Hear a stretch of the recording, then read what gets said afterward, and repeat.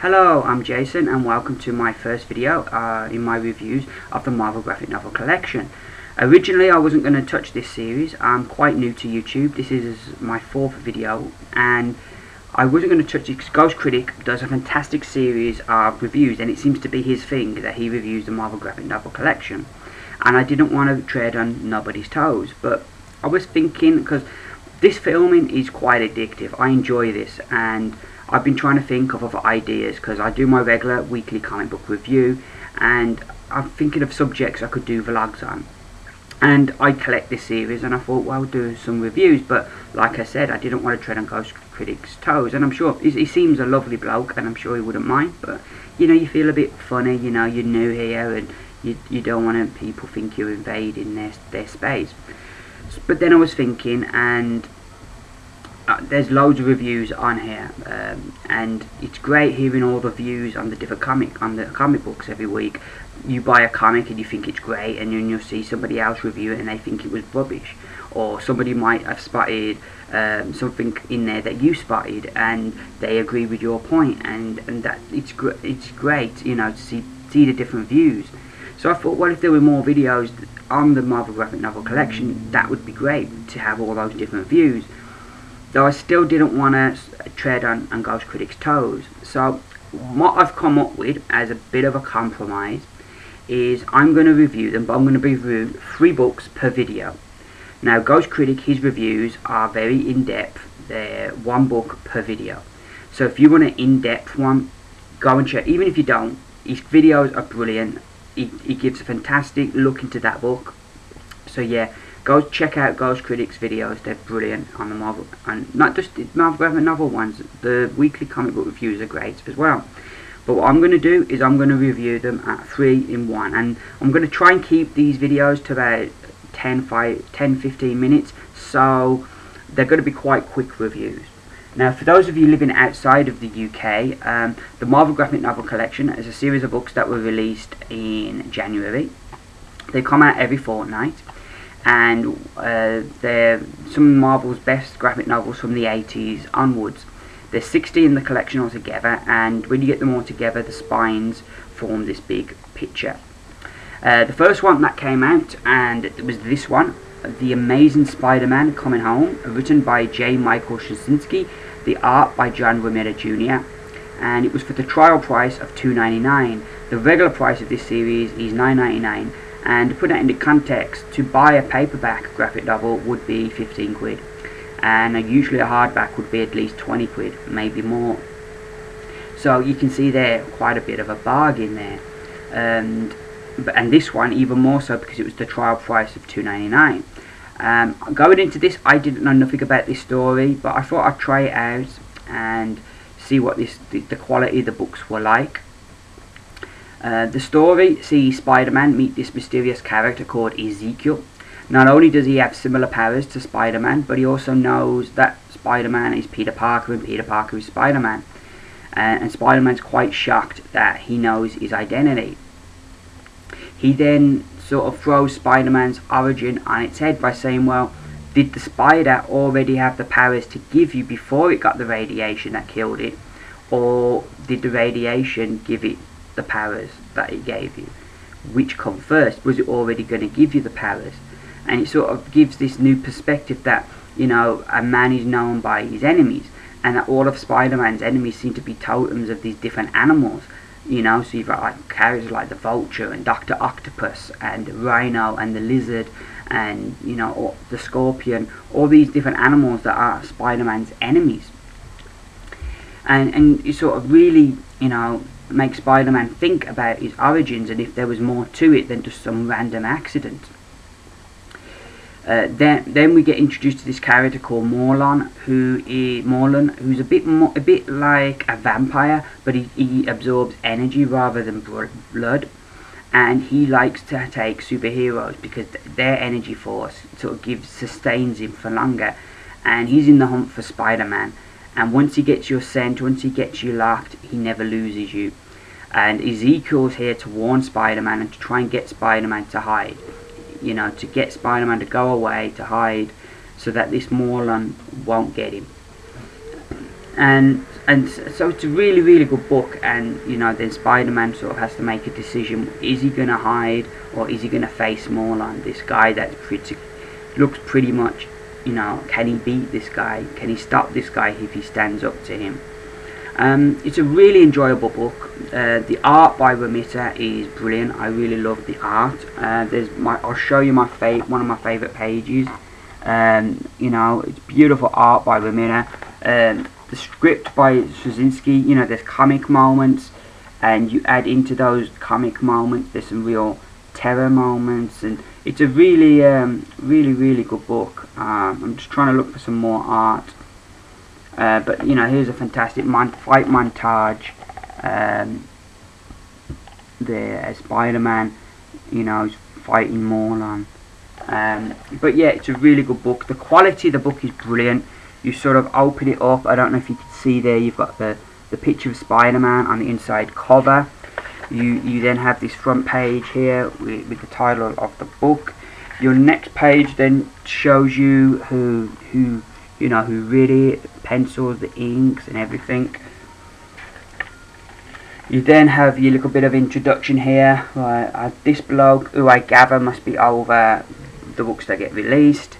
You have your story so far, which is brilliant. So, you know, if you've never read these books, they then reprint the cover for every issue in the book. They reprint the cover, and then you start your story.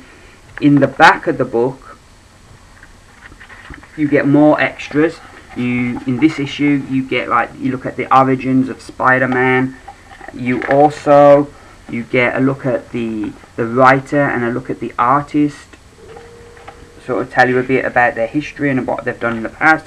This brilliant gallery here of all the different artists that have drawn Spider-Man and how they looked, and a rogues gallery here of all Spider-Man's enemies.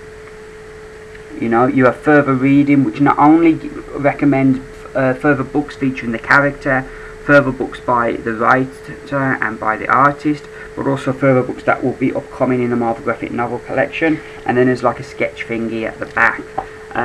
All of that for £3, a bargain.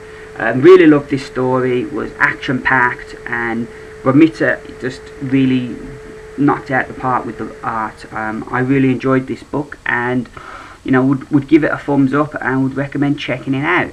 And the thing about the Marvel graphic novel collection is, if you know somebody, whether it's a son or a daughter, whether it's a boyfriend or a girlfriend, whether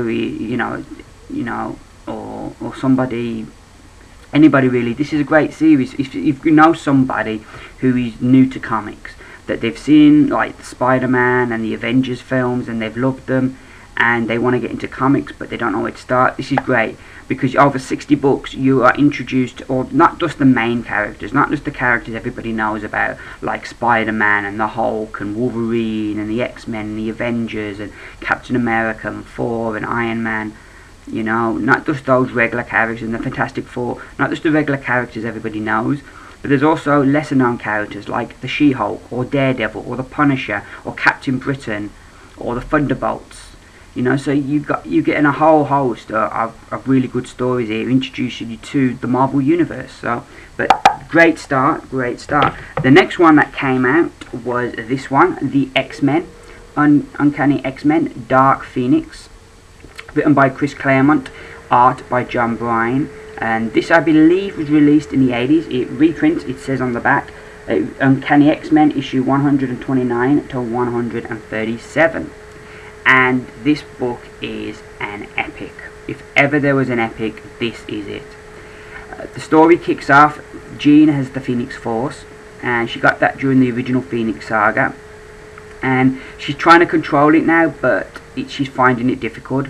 Professor Xavier's trying to help her, but Jean is really finding it difficult to keep control of the Phoenix Saga. The Phoenix Force, I'm sorry.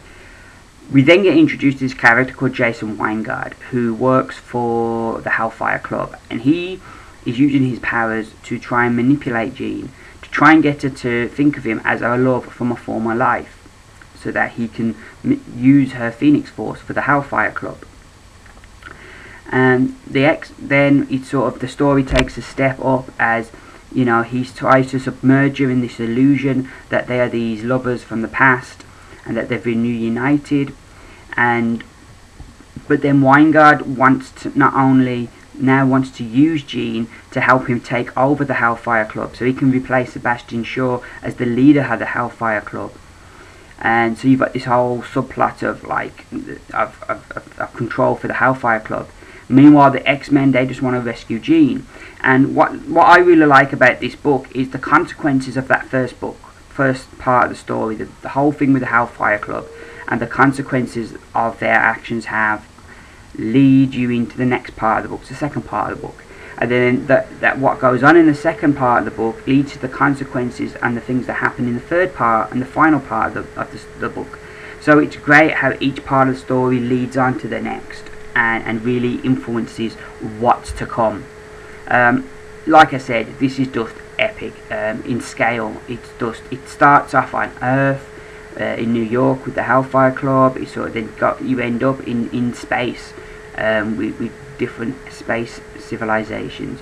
Not only are you introduced to characters that have endured for decades since, characters like Emma Frost and Dazzler and Kitty Pryde, but you also get to see the return of characters like Lilandra and the Gladiator, Banshee, Angel makes an appearance, the Beast makes an appearance. So many characters pop up. Moira McTaggart, I think, has a brief bit in here. So many great characters sort of pop up in this story, and then you've got, like, as well as Emma Frost, you've got all the characters from the Hellfire Club, like Sebastian Shaw, and the whole bunch of great characters are introduced in this book. Like I said, it is epic, and I was trying to put my finger on what it is. I was like, I'm really enjoying the Avengers vs X-Men storyline that's at the moment, which is kind of like a sequel to this.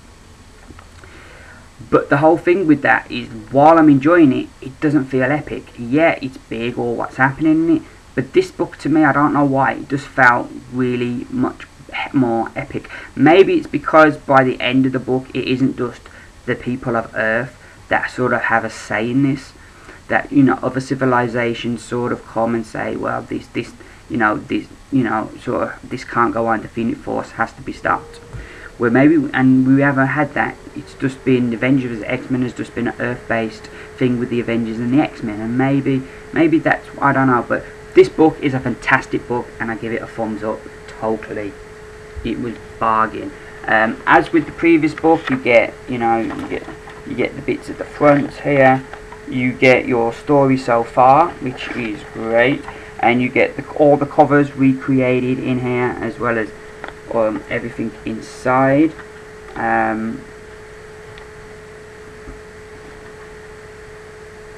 You don't get as much features in the back because this was a big book.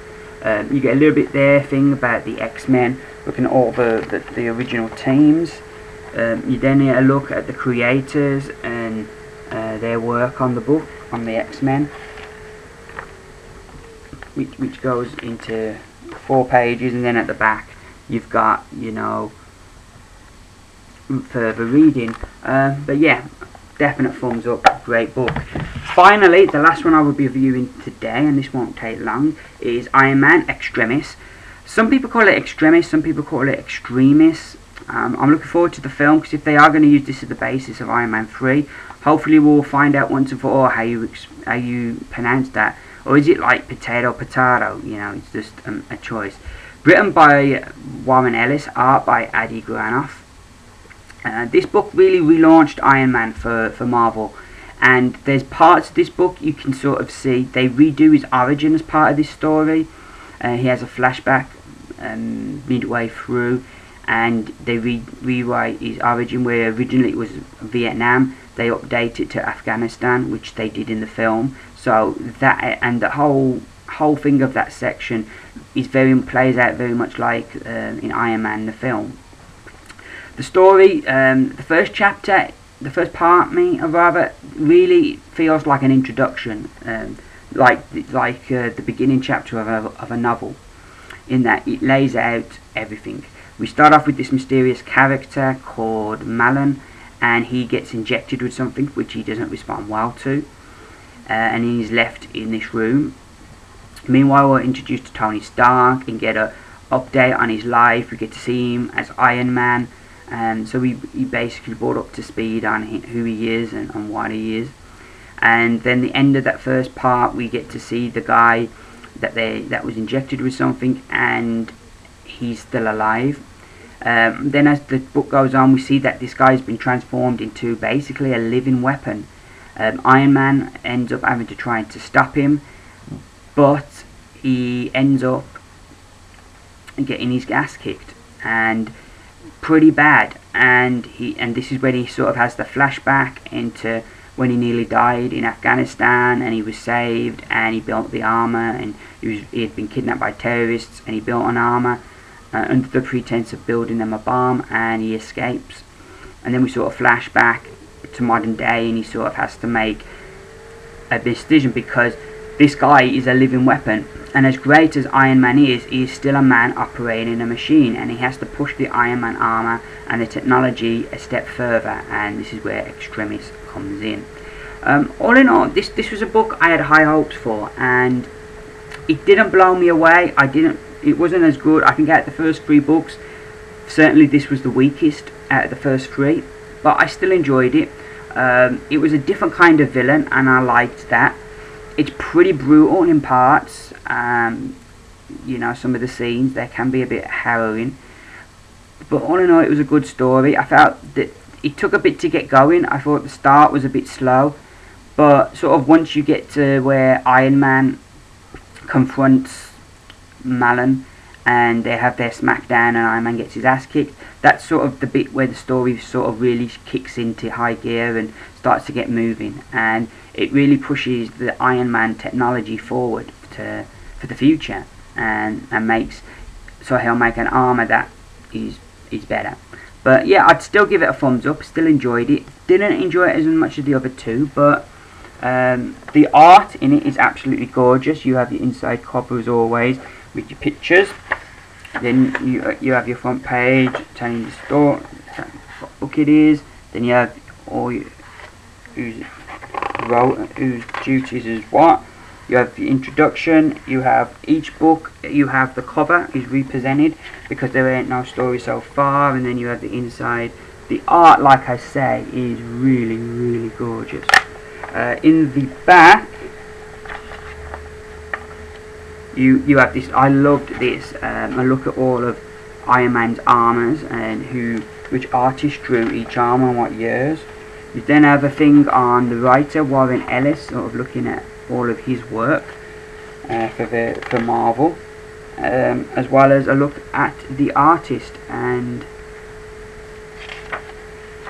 then you have like further reading. So yeah, another good book. This one was the first one that went up to full price, $9.99, and you know, so far I think the 3 books have started this series off well. So that's the first 3. I'll be back in a few weeks with another review, and I'll have the next 3 books in the Marvel graphic novel collection on them. I may have it up next week, but it must probably be a fortnight. Thanks for watching. Please, if you enjoyed it, up there if you're watching on YouTube should be a subscribe button. If you hit that, you'll be able to keep up with all my videos. If you liked it or you disliked it, down there should be a thumbs up or thumbs down. And yeah, if you know, any feedback, please in the comments as well. I love to get feedback. So hope you all have a good day, and bye for now.